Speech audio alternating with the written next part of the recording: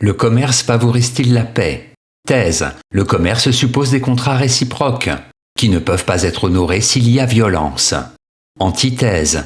Le commerce, qui sert des intérêts particuliers, conduit les individus à entrer en guerre les uns contre les autres. Thèse. Le commerce favorise la paix. En effet, il y a des moyens pacifiques et des moyens belliqueux d'obtenir ce que l'on convoite. Le commerce a cet avantage sur la guerre. Il se fonde sur des relations contractuelles. Échanger n'est pas guerroyer. Premier argument, le commerce exclut la guerre. Selon Benjamin Constant, le commerce n'est autre chose qu'un hommage rendu à la force du possesseur par l'aspirant à la possession. Écrit politique. La guerre est effectivement un autre moyen d'arriver au même but. Posséder ce que l'on désire. Mais grâce au commerce, l'on peut obtenir, de gré à gré, ce que l'on n'espère plus conquérir par la violence. Deuxième argument, le commerce conduit à la modération. Le commerce est modérateur. Comme l'écrit Montesquieu, l'esprit de commerce entraîne avec soi celui de frugalité, d'économie, de modération, de travail, de sagesse, de tranquillité, d'ordre et de règles, de l'esprit des lois. Les hommes sont conduits à s'entendre lorsqu'ils négocient le prix de choses dont ils ont réciproquement besoin. Troisième argument, le commerce sert le bien commun. Pour Ricardo, dans un système de parfaite liberté du commerce, chaque pays consacre naturellement son capital et son travail aux emplois qui lui sont le plus avantageux. C'est ainsi que la quête individuelle du meilleur avantage en vient à s'accorder admirablement avec le bien universel, des principes de l'économie politique et de l'impôt. En bref, on ne peut pas à la fois entrer en guerre et commercer. La guerre est un rapport de force. Le commerce est un rapport d'intérêt qui n'ont de valeur qu'à condition d'être réciproquement partagés. Antithèse. Le commerce ne favorise pas la paix. En effet, le désir de posséder est à l'origine de tous les conflits entre les hommes. Le commerce n'obéit à aucune règle éthique. Tous les moyens sont bons pour parvenir à tirer le meilleur prix de ce que l'on vend. Premier argument. L'instinct de propriété conduit à la guerre. Des penseurs aussi différents que Diderot, Voltaire, Engels, Valéry s'accordent à dire que l'origine de toute violence est la volonté de posséder.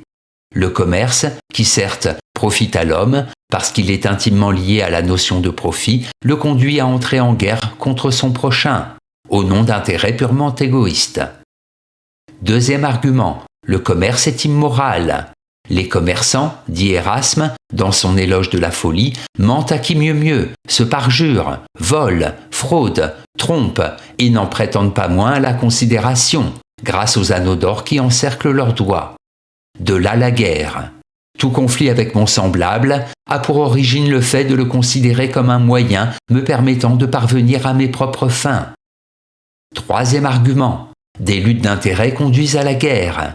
Dans l'impérialisme, Hannah Arendt écrit « L'impérialisme naquit lorsque la classe dirigeante, détentrice des instruments de production capitalistes, s'insurgea contre les limitations nationalistes imposées à son expansion économique. Voilà qui prouve bien qu'au nom du commerce, les hommes sont capables des plus terribles abominations. En bref, le commerce est sans sagesse. C'est pourquoi il conduit à la guerre. Il est en soi contradictoire.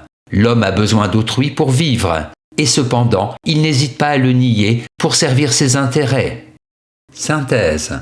Pacifiques sont par nature les relations d'échange entre les hommes. Tous le sentent. Sans autrui, nul avenir possible. Pourtant, par manque de sagesse, bon nombre de commerçants sont devenus des êtres belliqueux, ignorant que pour pouvoir vendre, échanger, il faut bien qu'en face, il y ait un acheteur. En principe, le commerce nourrit l'humanité de l'homme. Dans les faits, il a plus d'une fois conduit à la guerre. Pourquoi ? Parce qu'il oppose à des intérêts communs des intérêts particuliers. Commercer avec mon semblable, ce n'est pas seulement lui vendre ce que j'ai fabriqué. C'est aussi tirer de son existence ce qui rend la mienne possible. Les relations économiques seraient effectivement pacificatrices si elles ne confondaient pas valeur humaine et valeur marchande, intérêt réciproque et intérêt purement égoïste, goût de l'argent et goût du bien-être commun. Notes et commentaires. Commerce, du latin commercium. dont l'un des sens signifie relation d'amitié, liaison, correspondance. Citation. Les sociétés industrielles, fondées sur l'idée de la production et de l'abondance, sont, en théorie, pacifiques. Mais rarement dans l'histoire, on a fait autant de guerres et de grandes guerres qu'au XXe siècle. Les sociétés industrielles sont au XXe siècle pacifistes en droit et belliqueuses en fait. Raymond Aron, 18 leçons sur la société industrielle.